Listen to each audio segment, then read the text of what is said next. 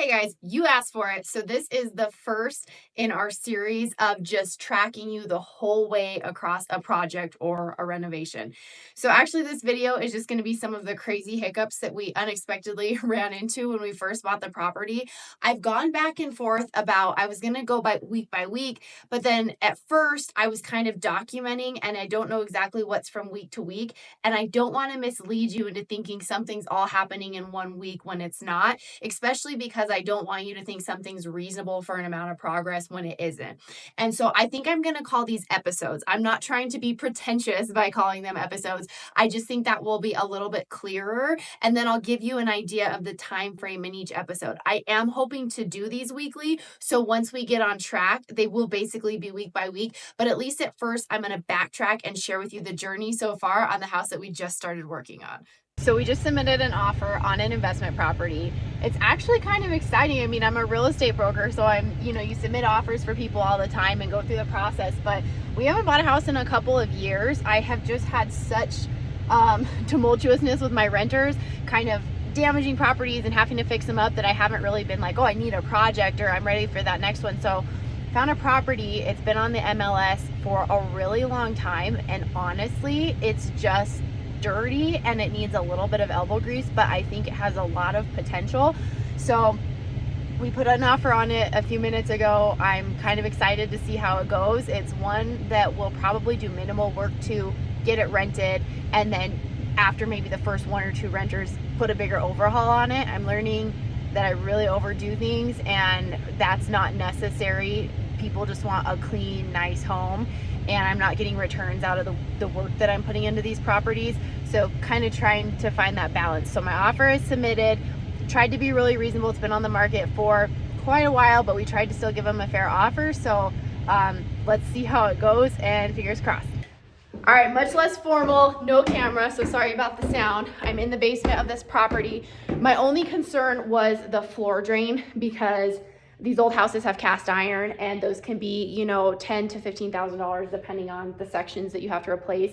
It looks like our drain, so we have a drain there, and that crawl space is access to the one bathroom that exists. It comes there, goes to a floor drain, and then it goes out to the street. From the street out, it's been replaced with PVC, but this is all old. Now we have a backup here. So see how he has a drum where the kitchen sink comes down and where the washing machine drains.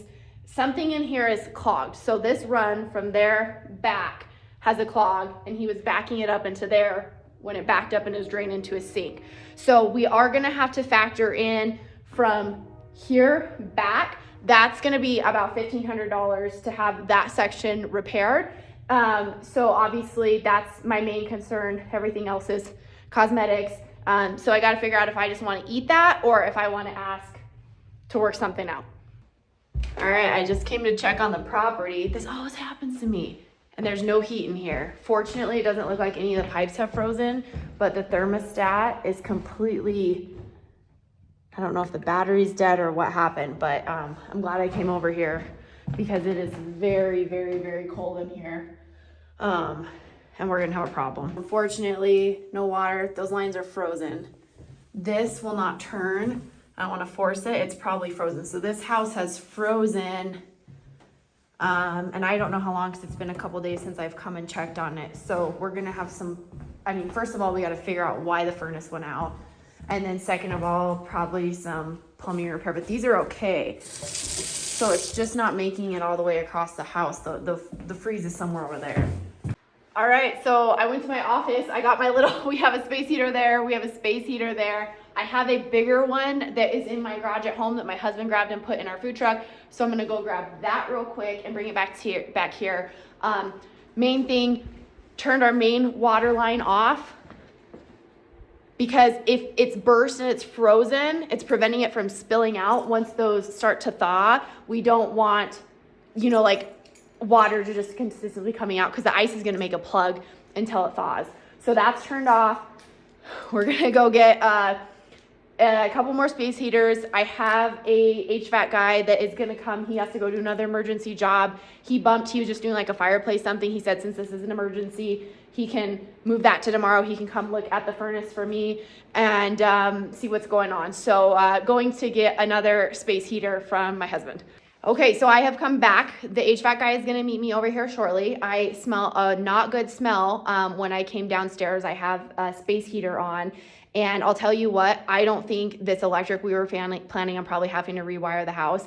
I don't think this electric can handle these space heaters. And so I have unplugged the space heaters, unfortunately, because it has like a burning smell, and I just came and turned the power off, but these wires are hot. So I think we maybe have some bigger electrical stuff than we thought, which again is fine long-term because we were gonna rewire it, but right now we have to have the house not be freezing cold. Was our thermostat batteries. What a bummer. They're supposed to give you, my guy that came and looked at the furnace thermostat said it's supposed to give you a low battery warning, and it had not. So we have heat, well, it's 40 in here. It's gradually warming up. So we're gonna have heat. I'm hanging out a little bit. I have the water turned off just so I can watch and kind of see where I have leaks once things start to thaw. But now we have to deal with some things we didn't anticipate because of batteries on a thermostat. How dumb is that? What a small dumb thing. And of course this has to happen on one of our super cold days. Well, the good news is it's like a blown out shark bite. That's easy. So that digressed quickly. But the good news is we knew that we were going to have to relocate the plumbing because we were finishing the basement and the plumbing was tucked down below the joists. And so we were going to have to raise it up so we could do a flush basement ceiling anyway. It's just now we're dealing with it a little bit sooner than we anticipated. So fortunately, the thing I'm happiest about is we have hardwood floors in the house and none of them were damaged. Yes, we had some pipe damage, but that's an easy fix because we have so much access. So come back next week and I will share a walk through the property, show you the layout and kind of the plan of what we're going to touch and what we're not going to touch, what we're just leaving alone and refreshing, and we'll keep moving forward on the project. But this is some of the stuff you run into when you buy investment property and you just got to roll with it and have a contingency in your budget.